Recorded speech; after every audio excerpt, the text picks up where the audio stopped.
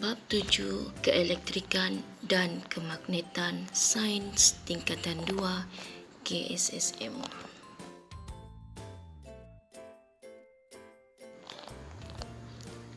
Tenaga. Semua benda hidup memerlukan tenaga. Kenderaan yang bergerak, lampu yang menyala, malah kucing yang sedang tidur juga menggunakan tenaga. Apakah maksud tenaga?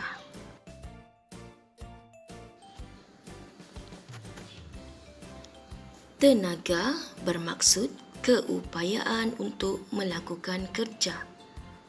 Bolehkah anda nyatakan beberapa aktiviti yang menggunakan tenaga?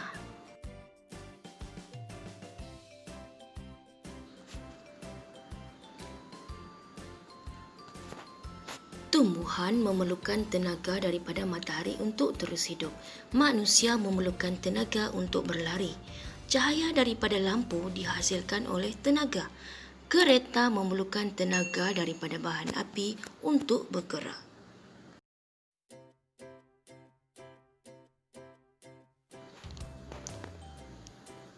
Apakah unit SI tenaga? Unit SI bagi tenaga ialah Joule, ataupun singkatannya J.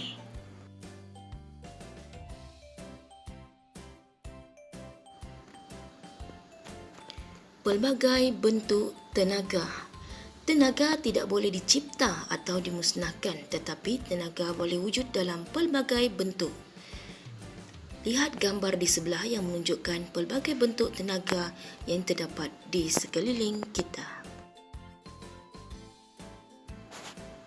Tenaga bunyi, tenaga elektrik, tenaga cahaya, tenaga haba, tenaga kimia, tenaga kinetik, tenaga keupayaan, tenaga radioaktif, tenaga keupayaan kenyal.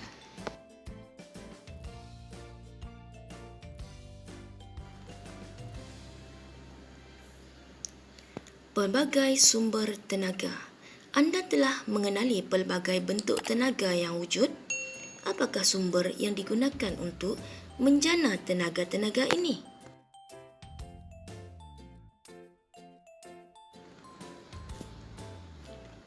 Sumber tenaga. Sumber tenaga: matahari, bahan radioaktif, air, biogeosim, bahan api fosil, angin, ombak dan geoterma.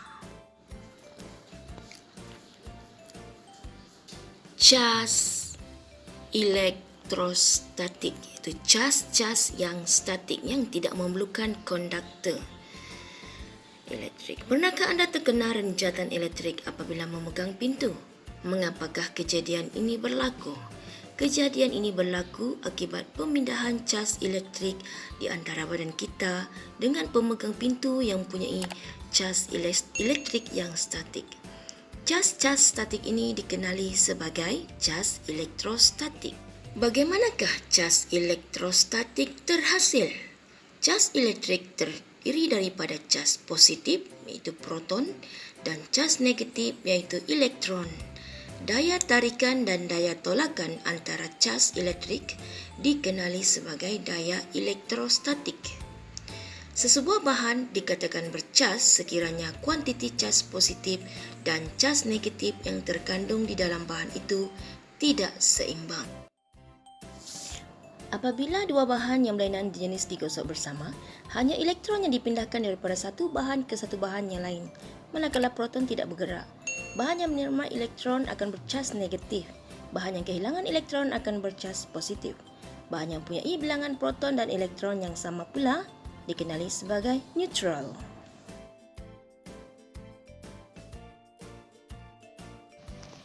Cas-cas yang sama jenis akan saling menolak. Cas-cas yang berlainan jenis akan saling menarik.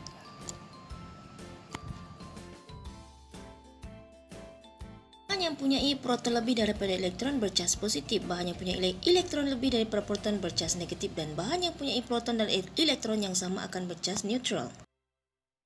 Perhatikan aja di bawah untuk memahami kesan penghasilan cas elektrostatik. Sikat yang neutral, cebisan kertas yang neutral. Selepas digosok dengan kain bulu, sikat yang digosok dengan kain bulu akan menerima elektron daripada kain bulu dan akan bercas negatif. Hal ini membolehkan sikat menarik cebisan kertas yang bercas neutral kerana wujudnya daya tarikan antara cas-cas positif pada kertas dan cas-cas negatif pada sikat. Elektroskop. Elektroskop ialah suatu alat yang digunakan untuk mengesan kewujudan cas dan menyukat kuantiti cas. Alat ini juga boleh menentukan jenis cas.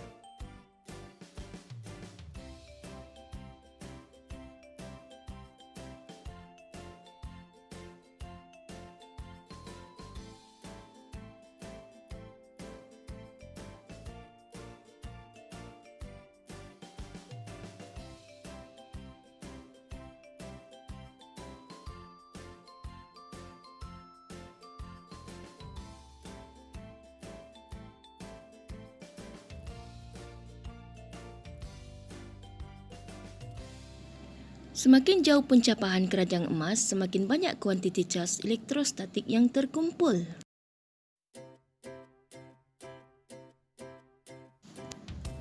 Kejadian kilat ialah salah satu fenomena yang berkait rapat dengan cas elektrostatik. Geseran antara awan dan udara menyebabkan awan dicas dengan cas-cas elektrik.